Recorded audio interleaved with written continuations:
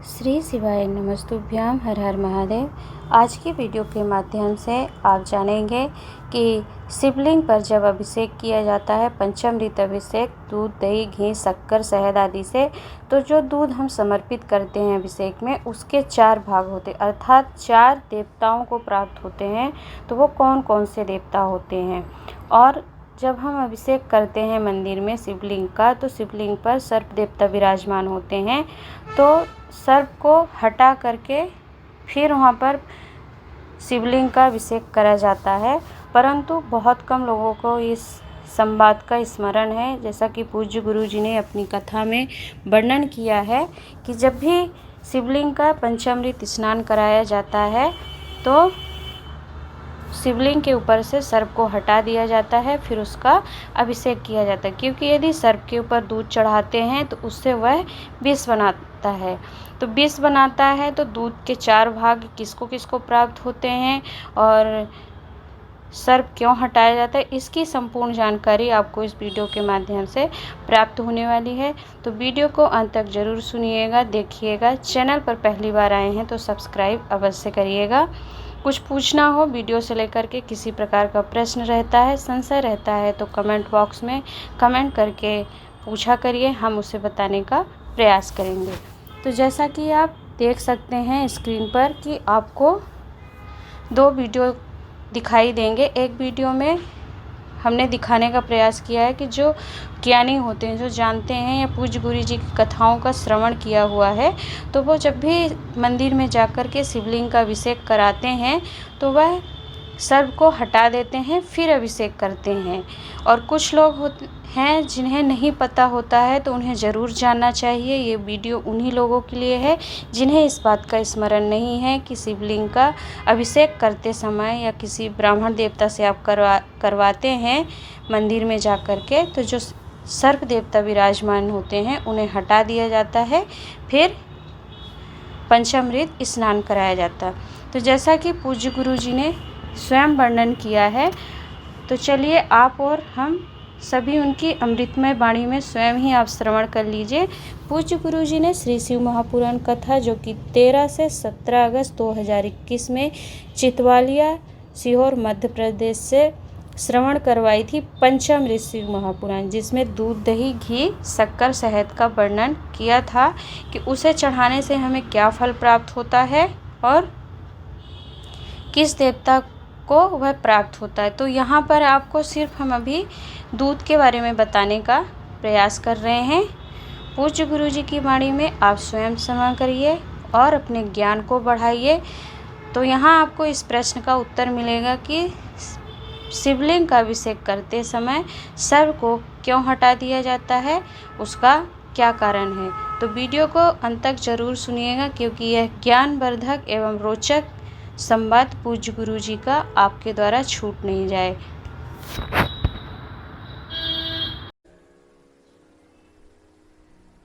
चार हिस्सों में जो तुम दूध कटोरी में लेकर शंकर को समर्पित करते हो, शिवजी पर जो तुम दूध चढ़ाते हो, शंकर पर अगर थोड़ा सा भी 1 चम्मच भी दूध चढ़ाया है तो 4 हिस्से हो गए। पहला वो दूध का हिस्सा गया कहां? वास्तु के देवताओं के पास। किसके पास गया है?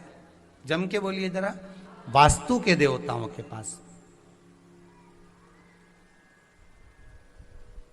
जो दूध से स्वीकृत रहते। हिंदू धर्म में आज भी नियम है, जब वास्तु पूजन होती है तो गैस पर रखकर दूध को उफाना जाता है, तपाया जाता है, दूध गिरता है, तो उससे मालूम पड़ता है कि वास्तु का देवता कितना प्रसन्न हुआ है। एक भाग गया वास्तुदेव के पास, शंकर ही वास्तु के देवता हैं।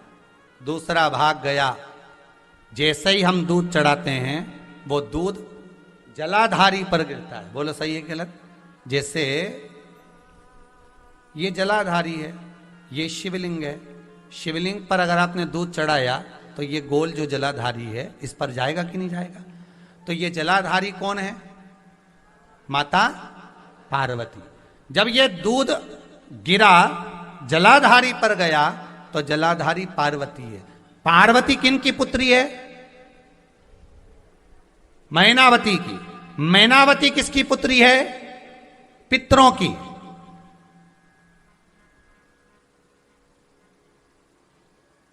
जब ये दूध पार्वती के हस्त कमल पर जाता है, पार्वती इस दूध का भाग मैनावती को देती हैं कि माता भाग को आपने मुझे, जब मैनावती को मिलता है तो मैनावती अपने पितरों को प्रदान कर देती है कि आपके बल पर आज मुझे ये प्राप्त हो रहा है, आज मुझे मिला। तो शंकर पर चढ़ाए गए दूध का एक भाग वास्तु को गया, दूसरा भाग जम के बोलो पितरों को गया, तीसरा भाग शिव को चढ़ाया गया दूध का तीसरा भाग जाता है शंकर के गले में जो विषधर बैठा है। कौन? वासुकी नाग, वासुकी नाग।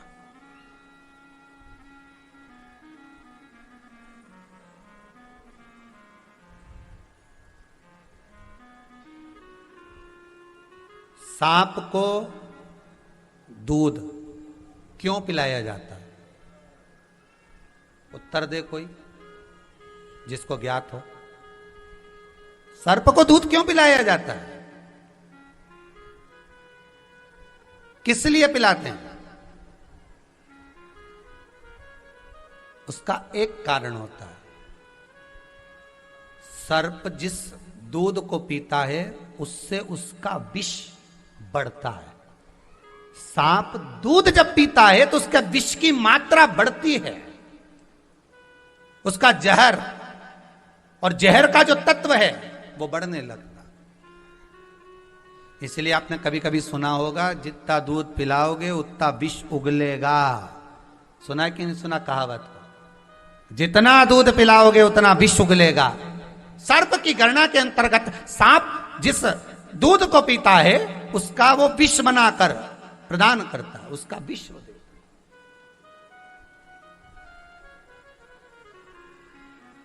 तीसरा भाग सर्प को जा रहा है जो शिव जी के गले में। अब आप लोग कहेंगे कि महाराज जिस समय पर मंदिर में हम अभिषेक करते हैं, दूध चढ़ाते हैं, उस समय पर सर्प को हटा दिया जाता है। बोलो हटाते कि नहीं हटाते? जिस समय आप दूध चढ़ा रहे हैं, जल चढ़ा रहे हैं, पंचामृत स्नान करा रहे हैं, शंकर जी का स्नान कर, उस समय वो सर्प को हटा दिया जाता है।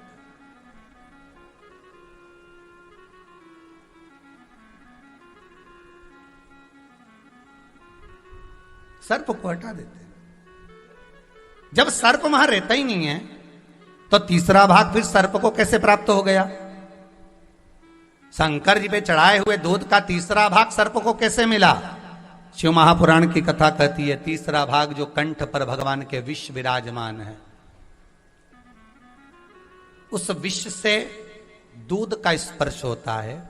प्रत्येक शिवलिंग के अंदर, प्रत्येक शिवलिंग के अंदर, सारे ब्रह्मांड में जितने शिवलिंग हैं, प्रत्येक शिवलिंग के अंदर वासुकी नाग का चौथे नंबर का भाई कर्कोटक उसके अंदर विराजमान है। प्रत्येक शिवलिंग के अंदर। जब हमने दूध चढ़ाया, तीसरा भाग किसके पास गया? बोलते जाओ, पहला किसके पास गया है? सबसे पहला किसके? दूसरे नंबर का, जम के बोलो, पितरों का। तीसरा सर्पदेव के पास गया, नागों के पास। और दूध चढ़ाने का चौथा भाग कहां जा रहा है? तो ध्यान दीजिएगा, इस मनुष्य की देह को पाने के बाद हमारी सामर्थ्यता नहीं है कि हम 33 कोटि देवता को अलग अलग स्नान करा सकें, 33 कोटि देवता को अलग अलग दूध चढ़ा सकें, 33 कोटि देवता को अलग अलग चावल चढ़ा सकें, 33 कोटि देवता को अलग अलग हम चंदन चढ़ा सकें। ये हमारी सामर्थ्यता नहीं। तो क्या करा? दूध शंकर जी पे चढ़ाया। जब वो बहकर नीचे जा रहा है, जहां से निकलकर दूध उत्तर की ओर जा रहा है, उस स्थान पर जहां दूध जमीन पर गिरा, गिरते से जितनी दूर तक गया, वहां 33 कोटि देवता विराजमान होते हैं, उनको उसका भाग प्राप्त हो जाता है। उनका भाग उसको